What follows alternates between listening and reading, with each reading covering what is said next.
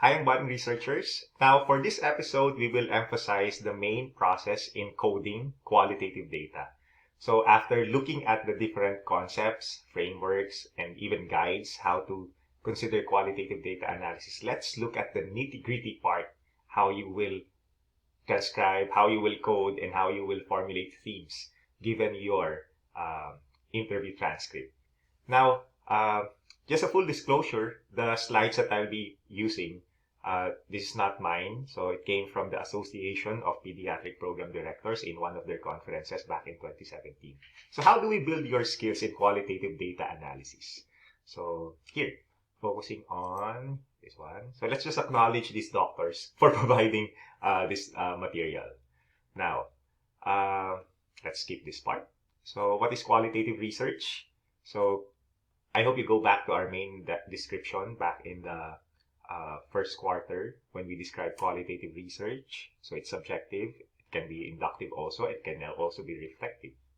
And when do we use qualitative methods? So if we wanted to explore a problem, to understand variables, even empowering individuals to share stories, explaining how ideas link together, and even to generate new theories. So you can adapt now qualitative methods.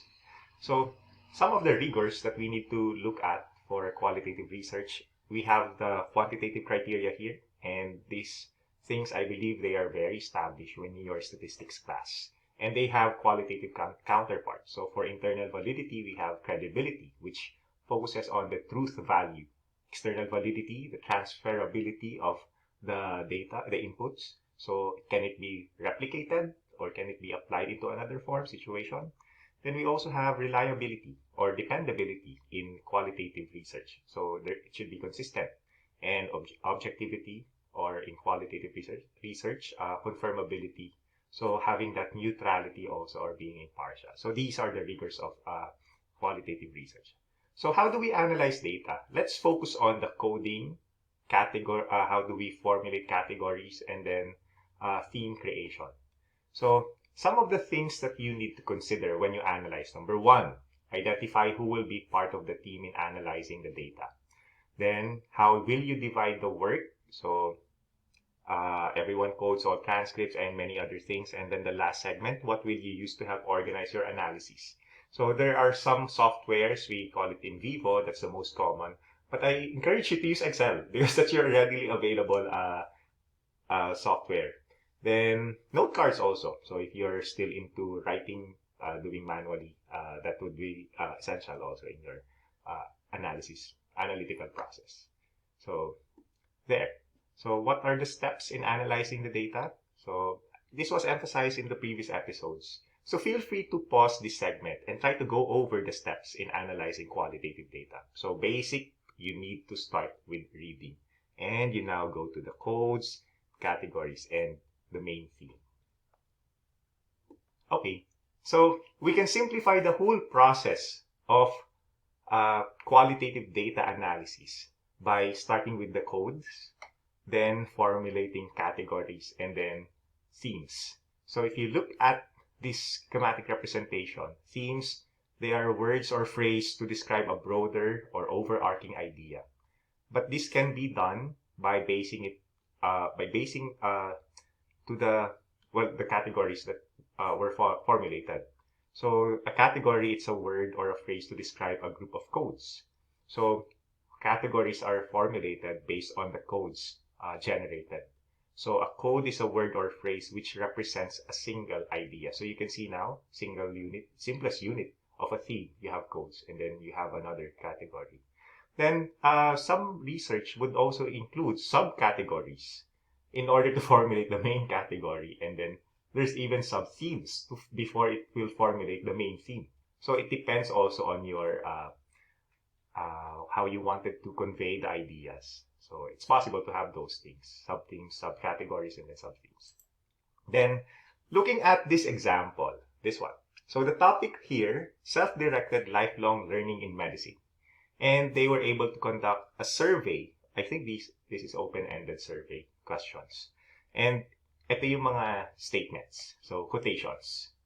So you have here the following statements. Feel free to pause this segment so that you can read the statements. Okay. Now, here. So you can use columns. So on the first column, you can include here all the statements. And then on the second column, you have the code that you will generate. So you can see here the green statements. So there seems to be not enough time in the day. Then you also have time constraints with work and then time. And then there's another statement here, time. So you can now code these statements as referring to time.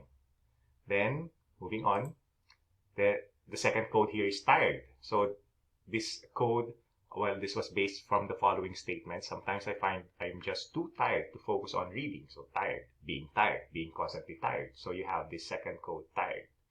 Then another code, patient care, learner balance,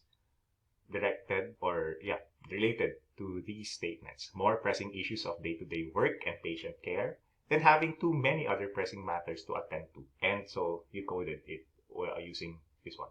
So codes, they're not just exclusive uh, to one word, but you can still have phrase that can still be possible as a code. And this one, the fourth one, balancing life and work. When I'm home, I want to do other things, balancing work and family. So you have this.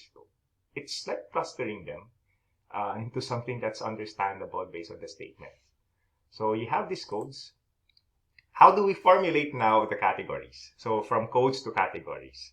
So you can cluster the codes. So cluster uh, time pressure and then being tired. Then combine also balancing patient care, learning, and balancing life work. Or you can it's up to you. What codes will you combine? So this will also depend on the literatures you have read in order to formulate categories. So if you're not a wide reader, it's hard for you to analyze this data. It's hard for you to apply an inductive way of generating categories to themes or from codes to categories. So since the two codes, time, pressure, and tired, they were clustered together, and what can be a possible category for this, maybe based on your readings, then you have environmental state. Then for these two codes, competing demands. But still you read to relate to the main topic of your study, and that's self-directed learning, right? So you now have these codes, and then you have these categories. So how do we formulate these? So given environmental strain and competing demands, you can have this overarching theme. These are the barriers to achieving learning goals. So you have now thematically analyzed the statements by generating these themes. So given also the main categories. So how do we present your data? So in your paper, I'd like to see the whole process or the main process of applying thematic analysis. So you can have a table. So on one column, you have here the statements, verbatim statements. And then you cluster these statements to have the main codes. And another column for the category, you have environmental and competing demands. And the heading now here, you have the theme. So these are barriers to achieving learning goals so that the reader would see the whole process, how you were able to generate this theme. Then how many codes? Well, it depends on your research question. And start with large number, then refine over time through additional analysis. So it's an iterative process and discussion. So there's also peer debriefing, discussion, and so on. Every time you look at your data, you find new meanings and then you find new understanding and you try to highlight what can be the best now to be considered as your main codes, your categories, and even your theme. So end result, if you would like to have a more definite, maybe 25 to 30 codes that will relate now to 4 to 5 themes. But still depending on your criteria, your set criteria. So a single transcript, maybe 10 to 15 codes. Again, it will still depend on your criteria. So these are just some basic guides, and I hope that you will enjoy coding and analyzing your qualitative data.